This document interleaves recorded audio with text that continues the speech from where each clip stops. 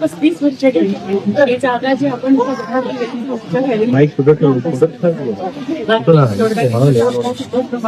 दहावीचा अभ्यास पीएचडीचा बसून घर बघितलं. वडील नगरसेवक होते तरी सुद्धा अजून सुद्धा मार्गाच्या घरात आम्ही राहतो. म्हणजे मला माझी एकनाथजी शिंदे साहेबांच्या आणि खासदार डॉक्टर श्रीकांत शिंदे सगळ्यांचं मनापासून आभार मानतो की आजोबांनी पण रस्त्यावर बसून चप्पल फिरल्या होत्या, जिच्या वडिलांनी नाका डोंगरात कापूस केला तरी चालतीच्या अशा एका सर्व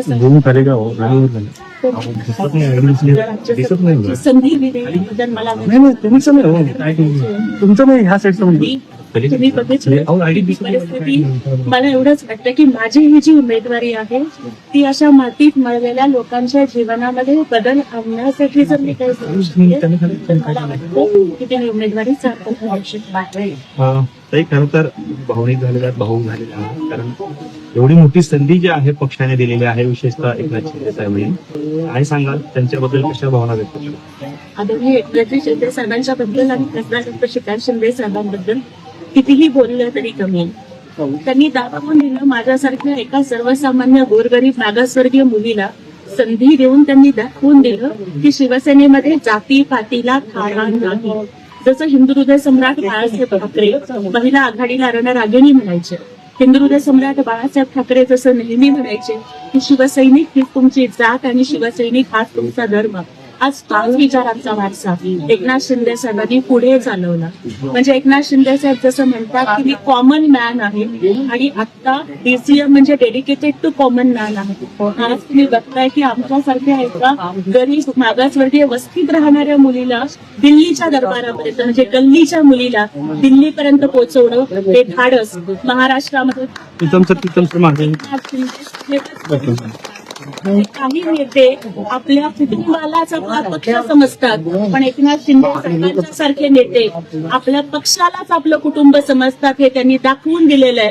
आणि मी तर मागितलं होतं न मागता इतकी मोठी संधी दिली.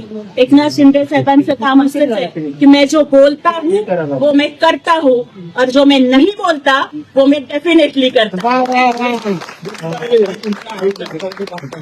दिसून येते खरं तर तुम्ही दिल्लीची उमेदवारी जाहीर होण्यानंतर काय बाबासाहेबांच्या उपकाराशिवाय आम्ही शून्य आहोत.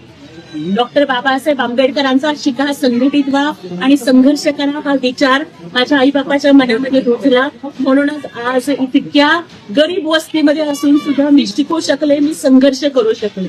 केवळ उमेदवारी दिल्यावरतीच नाही तर शिवसेनेचा दसरा मेळावा असेल, वर्धापन दिन असेल, प्रत्येक स्टेजवरती मी अभिमानानं सांगते की भीमराज की बेटी मैं जय भीम. अभिमान आहे, बाबासाहेबांची लेख आहे. मी एवढंच म्हणते कि रुतबा मेरे सर को तेरे संविधान से मिला है, रुतबा मेरे सर को तेरे संविधान से मिला है, ये अधिकार और खासदार भी मुझे तेरे संविधान से मिला है. औरों को जो मिला है वो शायद मुकद्दर से मिला है, लेकिन मुझको तो ये मुकद्दर भी बाबा साहब के संविधान से.